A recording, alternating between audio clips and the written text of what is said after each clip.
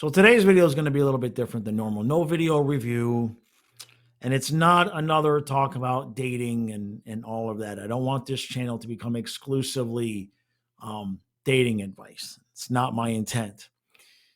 Now, the advice I'm about to share with you, or just the acknowledgement I'm about to share with you, doesn't necessarily have to be for only men. It can be for women too. Although I suspect that men are better equipped to handle it because we're able to quiet our minds a lot easier. Now, over the last couple of weeks, since my dog passed away, I still have another dog. I have a St. Bernard who's going to be 11 in a couple of weeks. He's got congestive heart failure. So I'm spending a lot of time with him best I can. And here in Maryland, we spend a lot of time, hours, just sitting outside. And I have 3 acres, tons of trees and whatnot, and birds. Just constant flow of birds from tree to tree to tree. They're all over the ground. Birds, giant bumblebees, hornets, everything you can imagine. And we just sit there and we watch. And the more that I'm watching them, the more I'm just being introspective about some of the things going on in my life, some of the things I talk about on this channel. And a couple of words hit me. And those words are observe and allow. Observe and allow. When I'm sitting there watching the bees or I'm watching the birds or whatever creature, the bunnies that are all over the property, the squirrels, I have no control. I enjoy when they come share their presence with me. I have one bumblebee. I swear it's a pet bumblebee. It showed up about a week before my other dog passed away, and this bumblebee will just come up to my dog, Fluffy, the St. Bernard, buzz around his head, buzz around mine, fly off. It's never happened before. I've been sitting in this yard for 10 years, never had a bumblebee come up and do that before. But the point is that I enjoy seeing the birds. I enjoy seeing the bees. I enjoy all of the things that are in my yard, but I have no control. I have no choice but to observe and allow. I can't tell the bird, hey, this is what you need to do for me. I sure as hell can't tell the bee, and I really can't tell the hornet. We've got hornets that are just, they'll come right up to you. I'm not saying I got a pet hornet, but in the last couple of weeks, I've become incredibly comfortable with just letting the hornet just kind of buzz on over, flower, kind of sniff my leg a little bit. And it's like, that's not a flower. Hornet, fly off. No sting. I don't have to panic. I don't have to freak out that something's going to happen if I don't try to control the hornet. So you start thinking, you start realizing how many of our problems, just how much of our own trouble in life that we cause by not just simply observing and allowing. Now, look, I'm not sitting here saying that you never have to take the reins or have any control over your own life, but that's just it. You need to have control over your own life, your actions, your words, your responsibilities. What the women in your life do, you don't really have control. You can give them ultimatums, say, well, these are my boundaries. If you do this, then this.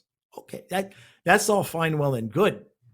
But once you have to enforce those boundaries, then it becomes a different situation, right? Then you have to measure. It's like, well, I said if she did this thing, it was going to be over. Now she did this thing. And now, do I really want to enforce my own boundaries? And if you don't, it's just going to get worse, right? So I'm not sitting here saying don't set boundaries, certainly not saying that. But don't set boundaries with consequences that you're not willing to adhere to. May as well just not do a damn thing at that point. Now, the bees and the birds, they don't have any consequences. I can't sit here and say, look, hornet, like technically I could. I could have a fly swatter with me. And when that hornet started sniffing on my leg, I could whack. Maybe I kill it. Maybe I scare it off. Maybe I miss and he stings me. You don't know, right? Why is that? Because I don't have any control over really what's fixing to happen to me when that hornet's hovering around my leg. If I just observe and allow, it's when I attempt to exercise the control of that hornet that's when I'm going to get myself into trouble. Maybe I miss him and he flies off. Maybe he comes back, stings me, stings the dog. Don't know. And I don't know what would have happened if I just left them there. Of course, I do now because I just been leaving them there. He sniffs me, realizes I'm not a dandelion, and he flies off. So what's the point?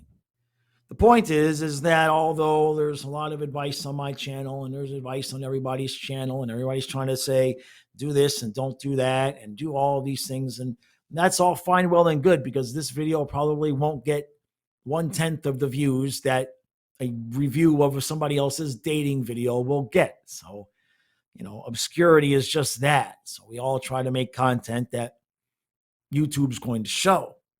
But the point is that the reality of the situation is that all you can do is control yourself.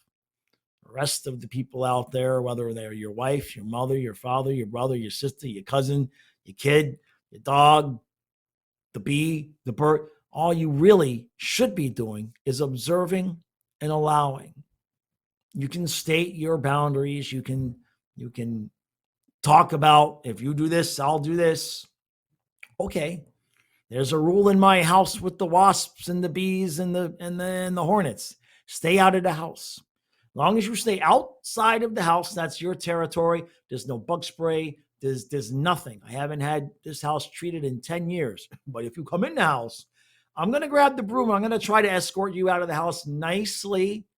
And I'm going to scold you. Say, hey, we got an agreement here. All right. You stay out there. When I'm out there, I'm in your property. We're cool. Don't come in the house. It's an enforceable boundary. Now, how can you apply that to relationships? Well, enforceable boundaries. If you meet a girl and you have to explain to her that she should not be going out to the club on Friday night, don't waste your time. Don't waste your time with a woman who's going to want you to justify why you don't want her to go to the club. No.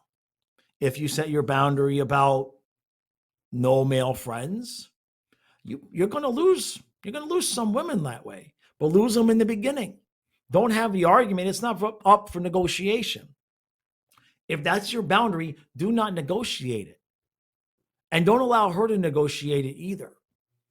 If you set the boundary of you're not allowed to have male friends and she gives you pushback, say, you know what? I'm probably not for you, and that's okay, because she might placate you for a time. And then at some point she's going to be bitter and it'll end poorly because she's going to feel like you're controlling her. It's not worth the negotiation. It's not worth swatting that hornet that's flying around my leg. I got an 80% chance she's just going to fly off and leave me alone if I just let it be. So don't date killer bees. You see what I'm saying? What is that? Murder hornets? Yeah. Don't date a murder hornet, you dumbass. Recognize that it's a murder hornet and be like, no, we're good. You go there. I'll go over here with the bumblebees. That ain't going to sting me. That's it. Observe and allow. You would be surprised how easy life becomes if you just observe what everything else and everybody else is doing and allow. Let them do it. You do you. Let them do them. It's terrible English, but you know what I'm saying. Just chill.